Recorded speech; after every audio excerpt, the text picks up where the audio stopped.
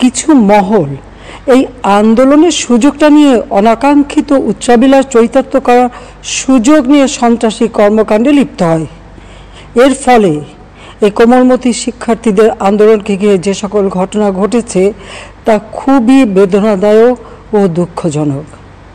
অহেতুক কতগুলি মূল্যবান জীবন ঝরে গেল। আপনজন হারাবার বেদনা যে কত কষ্টের তা আমার থেকে আর কে বেশি জানে। যারা মৃত্যুবরণ করেছে তাদের আত্মার মাগফিরাত কামনা করছি।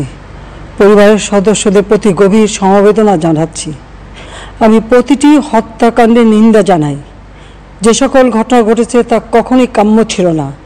চট্টগ্রামে সন্ত্রাসীরা বহুতল ভবনের ছাদ থেকে ছাত্রদের হত্যার উদ্দেশ্যে নির্মমভাবে নিচে ছুঁড়ে ফেলে দিয়েছে।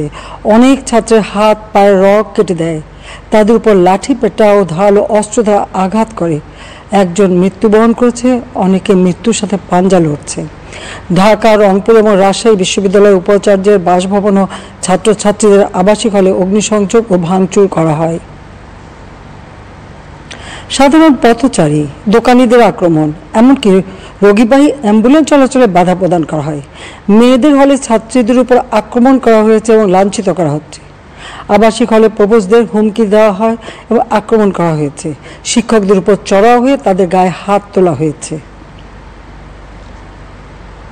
আমি বিশ্বাস করি যারা কোটা সংস্কার আন্দোলনে জড়িত তাদের সাথে এই সকল সন্ত্রাসীদের কোনো সম্পর্ক নেই, বরং সন্ত্রাসীরা এদের মধ্যে ঢুকে সংঘাত ও নৈরাজ্যকর পরিস্থিতি সৃষ্টি করছে।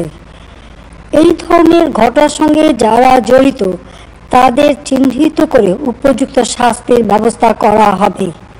যারা হত্যাকাণ্ডের শিকার হয়েছে তাদের পরিবারের জন্য জীবন জীবিকা নির্বাহের ক্ষেত্রে যে সহযোগিতা দরকার তা আমি করব। আমি দ্ব্যর্থহীনভাবে ঘোষণা করছি, যারা হত্যাকাণ্ড, লুটপাট ও সন্ত্রাসী কর্মকাণ্ড চালিয়েছে, এরা যেই হোক না কেন, তারা যেন উপযুক্ত শাস্তি পায় সে ব্যবস্থা নেওয়া হবে। আমি আরও ঘোষণা করছি, হত্যাকাণ্ড সহ যে সকল অনভিপ্রেত ঘটনা ঘটেছে সুষ্ঠু ও ন্যায় বিচারের সাথে সে সকল বিষয় বিচার বিভাগীয় তদন্ত করা হবে।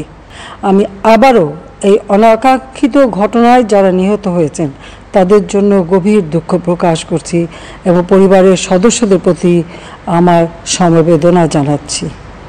খোদা হাফেজ। জয় বাংলা, জয় বঙ্গবন্ধু। বাংলাদেশ চিরজীবী হোক।